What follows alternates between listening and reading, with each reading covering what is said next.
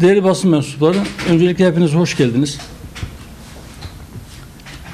Malumlarınız olduğu üzere ve kamuoyunun da yakından takip ettiği gibi dün itibariyle Sayın Cumhurbaşkanı tarafından seçimlerin yenilenmesine dair karar imzalandı ve bu kararın resmi gazetede yayınlanmasından sonra da Yüksek Seçim Kurulu toplantısını yaptı. Parlamento seçimlerinin ve Cumhurbaşkanlığı seçiminin 14 Mayıs 2023 Pazar günü yapılacağı ilan edildi. Şayet Cumhurbaşkanlığı seçimi ikinci tura kalırsa ikinci turun da 28 Mayıs günü yapılacağı resmiyet kazandı. Seçim sürecinin öncelikle milletimize ve memleketimize hayırlı olmasını, bu kararların hayırlı olmasını ve seçim sürecinin kazasız belasız sulh ve huzur içerisinde, barış içerisinde tamamlanmasını Rabbimden niyaz ediyorum. Seçim tarihinin netleşmesinden sonra siyasi trafik de hızlandı. Siyasi partiler arasındaki görüşmeler bir hız kazandı.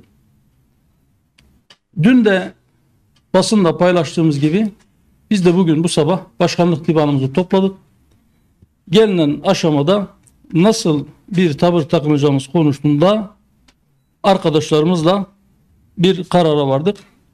Bu kararı siz değerli basın mensupları aracılığıyla kamuoyuyla paylaşacağız. Ama müsaadeniz olursa biliyorsunuz bir de şu son bir hafta 10 gün içerisinde seçim gündeminin yeniden ısınmaya başlamasından önce çok yoğun bir şekilde hatta sadece depremi konuşuyordu.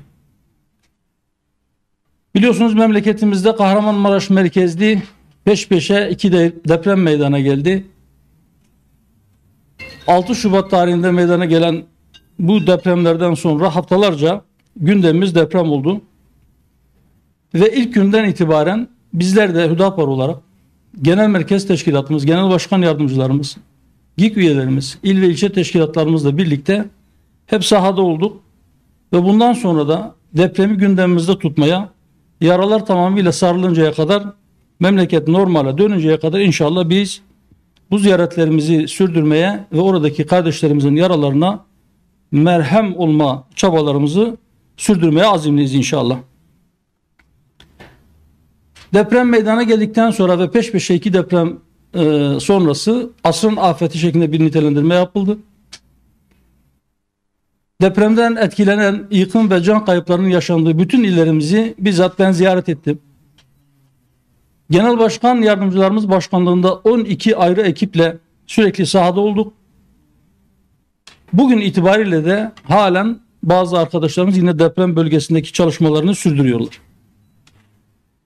Ben seçim gündeminin, siyaset gündeminin bu kadar ısındığı bu dönemde, bugünlerde bütün kamuoyuna, bütün siyasi partilere ve bütün basın kurumlarına, bütün sivil toplum kuruluşlarına burada huzurlarınızda sizin aracılığınızla bir çağrıda bulunmak istiyorum.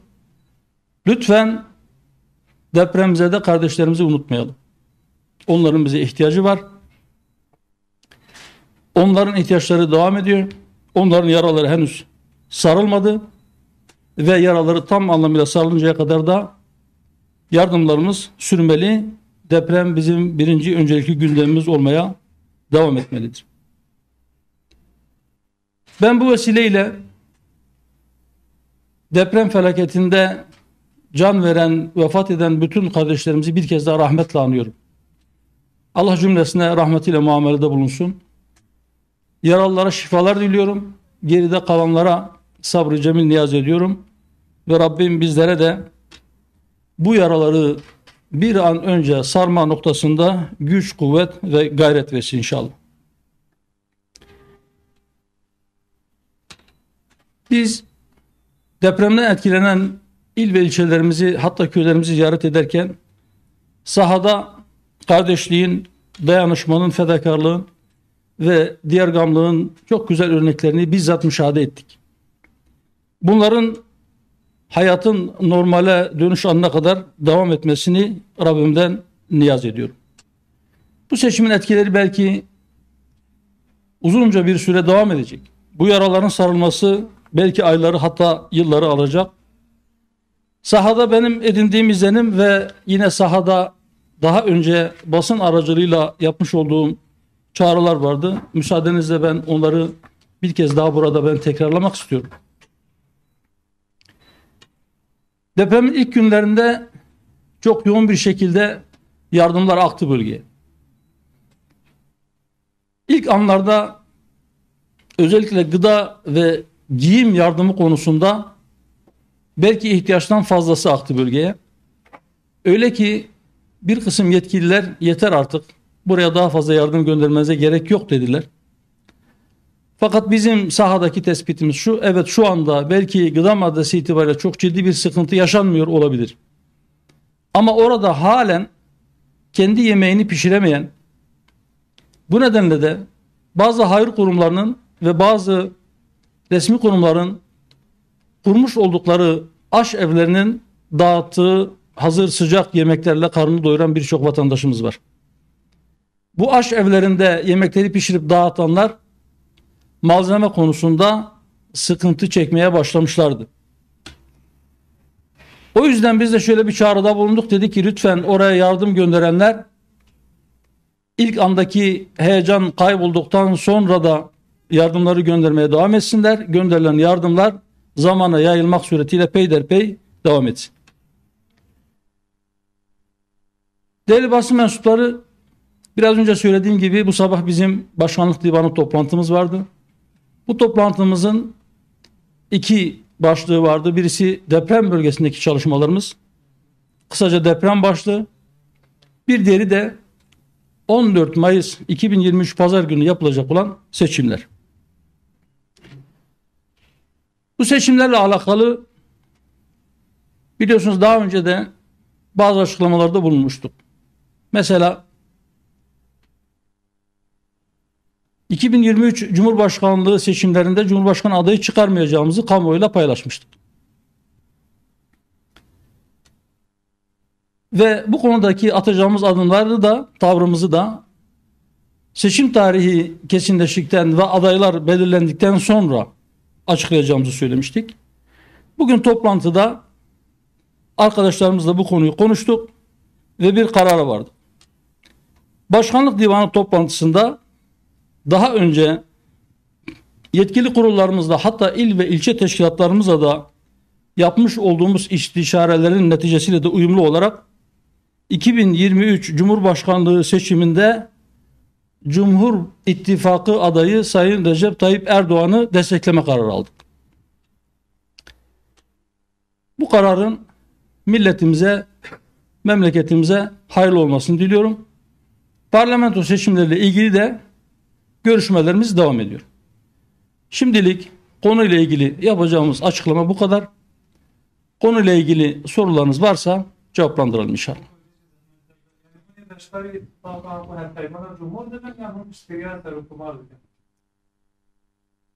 Hali hazır biryara me ave ku em de helbijartuna serokkomariye de em piştgiriyê bidin birêz Recep Tayyip Erdoğan.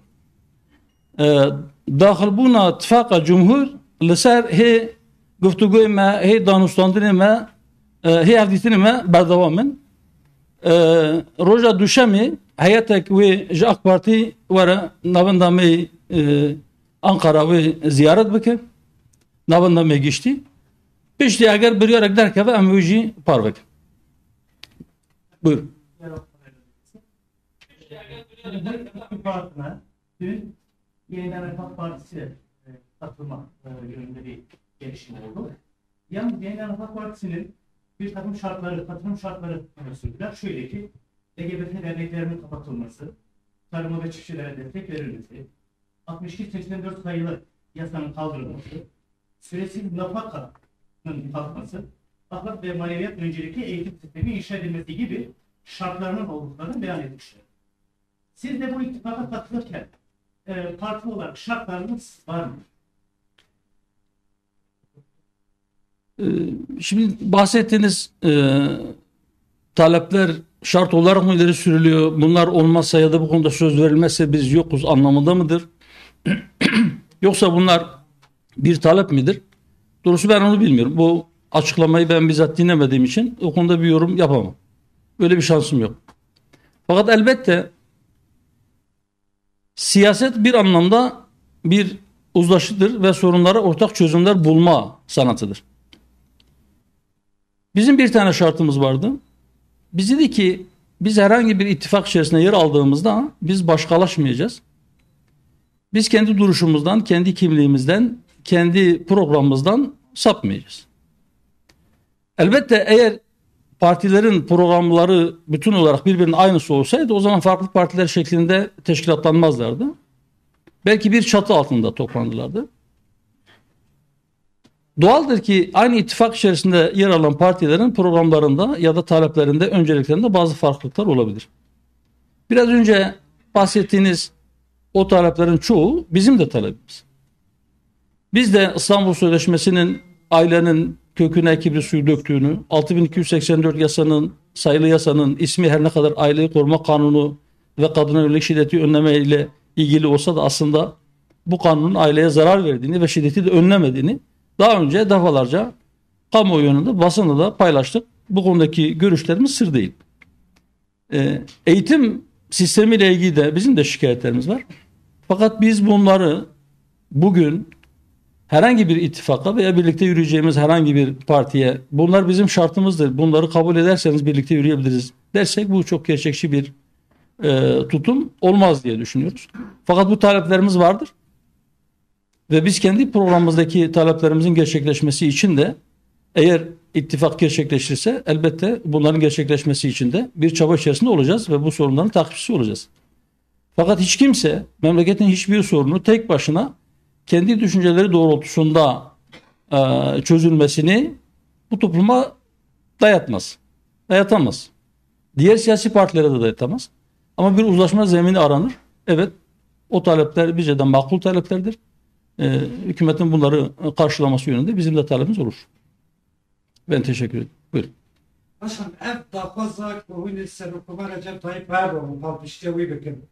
Ev davazı AK Parti hat yan vaj cefa bir biryani dedim ne bu? Ve ot em tevli ittifaka cumhur ne bu ne? Bəli. Ev tutuşte şer cüdatın çünkü em sana yek şiriki ittifaka cumhur MHP.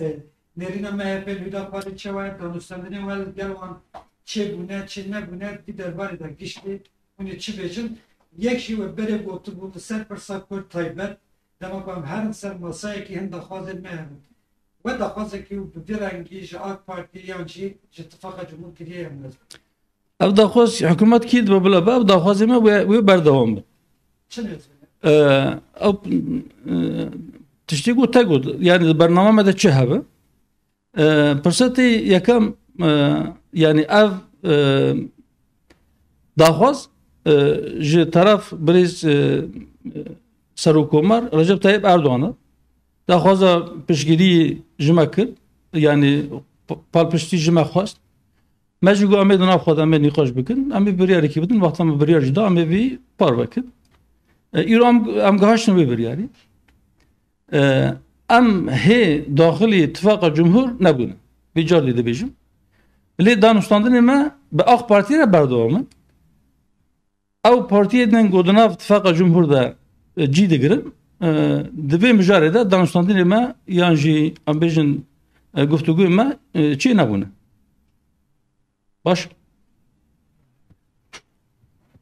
Başka var mı arkadaşlar? Önümdeki parti bir kere rehberlik bir Muhammed Salih demiş. Sen Genel Başkan biraz önce ittifak görüşmeleriyle ilgili çalışmalarını devam ettiğini ifade ettiniz. Yeniden Sayın Erdoğan'la bir araya gelmek gibi Mümkündür. Yani daha önceki dönemlerde de açıkladık. Genel Başkan Yardımcıları düzeyinde görüşmeler var. O görüşmeler devam ediyor. Bu hafta başında AK Parti'nin Genel Başkan Vekiliyle muhtemel seçim işlerinden sorumlu Genel Başkan Yardımcısı bizim genel merkezimizi ziyaret edecektir. Görüşmelerimiz sürüyor. Böyle bir noktaya ulaşırsa yani seçimlerde birlikte hareket etme noktasına ulaşılır ve bu netleşirse detaylarda bazı görüşmeler devam ediyor. Bunu da kamuoyuyla paylaşırız. Bu mümkündür, olabilir ama an itibariyle şu anda onu söylemek için erkendir. Evet. Parti bunu yadaştaydı, gücü parlamentoydu. Hem bacaran den namzedin ve hem kandide ve hem Yani müzakere ama AK Parti ile devamdaki. Hatta ancamına da mücadele az tişki nebiş. Başka var mı arkadaşlar? Buyurun. Yeter hamle bıraktığımız yansıda olmuşsun. Faktatlar oluşundan mücadeleye dair devletle ilgili bir yazı yapmıştı. Bununla ilgili AK Parti'nin görüşleri oldu mu? Böyle bir durum konuşuldu mu? Var mı bu durumlarda? Dediğim gibi arkadaşlar görüşmelerimiz devam ediyor. Henüz bir sonuca ulaşmadı. Kesinleşen bir sonuç olursa onu kamuoyuyla paylaşırız. Biz gizli kapaklı işleri yapmıyoruz. Biz ziyaretimizden hemen sonra da biz basında bunu paylaştık. Böyle bir davetin geldiğini söyledik. Bu davet sadece Cumhurbaşkanlığı seçiminde destek daveti değildi. Cumhur İttifakı'na katılmamız yönünde de bir davetti. Bunu değerlendiriyoruz. Bu mümkündür ama görüşmelerimiz devam ediyor dediğim gibi. Parlamento seçimlerine de birlikte katılma konusunda bir talep var ve biz bu talebi de değerlendiriyoruz. Ama bunun nasıl olacağı konusunda henüz bir sonuca ulaşılmadığı için şu anda bir açıklama yapmıyorum. Bir sonuca ulaşıldığında onu da kamuoyuyla paylaşacağız. Bu nasıl olur? Bu birliktelik olur mu olmaz mı? Olursa Hüdapar kendi logosuyla mı girer ya da başka türlü mü olur? Onlar şimdinin konusu değil. Şu anda henüz cevap bulmamış konular. Peki ittifakın diğer iki ortağı Milliyetçi Hareket Partisi ve Milliyetçi İttifakı ve sizin de yani partinizin de sorununa dair politikasyon olsun işte Kürdistan yönetiminden dair bakış açısı malum partimizle ayrışıyor. Bu konuda sizin ittifaka girişiniz ya da bir gelişinizde etki eder mi? Konuştuğunuz mu kendi aranızda belki bu konularda geri adım atar mısınız ya da MHP'den mi geri adım?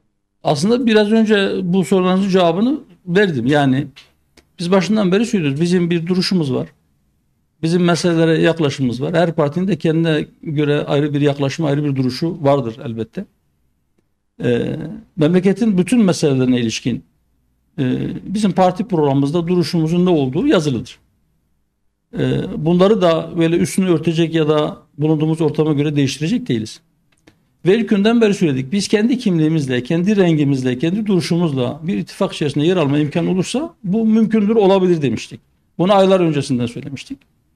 Şimdi aynı noktadayız. Aynı şeyi söylüyoruz. Biraz önce de söyledim. İttifak yapan partilerin bütün konularda aynılaşması diye bir şey, bir şart yoktur. Böyle bir gereklilik de yoktur. Hatta bize göre aynı parti içerisinde siyaset yapan insanların da bazı meselelerde farklı düşünmeleri pekala mümkündür. Bu farklılıklar birbirimizi ikna edinceye kadar devam edecek. Birisi diğerini ikna ederse ikna edilen, ikna edenin fikrine gidecek. Değilse herkes kendi mecrasında yürümeye devam edecek. MHP'yi ikna edebileceğini düşünüyor musun? Yani biz kendi fikirlerimizi söyleriz. Onlar da kendi fikirlerini söyler. İkna olup olmayacaklarını onlara sormanız lazım. Sizce Kemal Kılıçdaroğlu belki namzet onun kandili Süleyman'a millete onun kandili buna bir çağırdınız. Sen hayır. Buyurun. Efendim son sorumuz. Falan dönemi başlayacak. Sayın Cumhurbaşkanı diyorum. Bununla ilgili bu seçimde deprem nedeniyle seçim müziği kullanmayacaklarını ifade ettiler. Biraz önce deprem bölgesiyle ilgili oradaki açıdan unutulmaması gerektiğini ifade ettiniz. Gıda karşı nasıl bir propaganda süreci geçirecek? Onunla ilgili yol haritanız nedir? Bizim de seçim müziği hazırlama çalışmalarımız vardı ama depremden sonra o çalışmalarımızı durdurduk. Seçim müziklerini yapmadık. Belki bunu kamuoyuyla paylaşmadık ama biz de insanların henüz yasını yaşamaya fırsat bulamadığı bir dönemde müzikli, çalgılı seçim propagandası yapmak gibi bir düşüncemiz yok. O konuda bence bütün partiler benzer kararlar almalı. Ve özellikle de şu hususa da ben bu vesileyle dikkat çekmiş olayım. Deprem bölgelerinde enkazların üzerinde siyasi propaganda yapılmamalı. Evet. Soru sormayan varsa soru sormayanlardan soru sormak isteyen varsa önce onlara söz verelim. Ondan sonra ikinci kez buyurun. Hayır. Yani altılı masanın bazı bileşenleriyle bizim görüşmelerimiz var. Daha önce görüşüyorduk. Onlar altılı masaya gittikten sonra da görüşmelerimiz devam etti. Fakat o ittifaka dahil olma noktasında bize herhangi bir teklif gelmedi. Artêjê mağduren artêjê derketên artêjê ji qadama devletê alîkarî bû Tirkiye Herêma Kurdistanê jî Ben. bûjê nav heta saetên awil ew jî hat vê yekê çawa dine xêrin vê piştgirî alîkarî. Yani biraz ji gelek de bira nezi sad devleta ji dûr û nêzik ji Meksika hatta Tayvan hatta Vietnam di serî de jî êgo cîran bûn wek Herêma Kurdistana Iraqê, wek İran, wek Ermenistan, wek Gürcistan, wek Yunanistan. Ji gelek devlet alîkarî hatin. Mesela ew henek konek û Herêma Kurdistanê vedan mewan kona ziyaret kir, ew heyeta ku wan kona vedin mewa ziyaret kir. Yani ew alîkarî em me de jî dît. Em wê şexê jî me got em car dê em spasiya xwe carekê dijî were pêşkêş dikin. Ev ya hiqûqek biratiyê ye. Wê hiqûqê bi ciyanî ji bo wî em car dî spas dikin. Başkan, persek davi, Serokê Partiya Zaferî Ümit Özdağ, demek navbera ve ittifaka Cumhur da hevdîtin çêbûn. O çi farqiya Hüdaparê ji partiyatin ya HDP heye û çawa dibe ku partiyekî wek Hüdaparê te bi ittifaqekî bibe û di siyaseta Tirkiye'de bibe erfer. Hûn bi giştî helwesta Ümit Özdağ li siyaseta Kurd li partiyên Kurdî û çawa bînin ve çawa çîrokin. Edbî helwesta îlber çawe nehwece got em tişkî li ser helwesta wê şexsî got behs dikin em naxwazim navê jî bêjim. Hewce nakin. Baş. Var mı başka arkadaş? Peki. Ben hepinize ayrı ayrı teşekkür ediyorum. Tekrar bu kararın milletimize, memleketimize hayırlar getirmesini Rabbimden niyaz ediyorum. Sizlere de katılımınızdan dolayı teşekkür ediyorum. Hoşça kalın.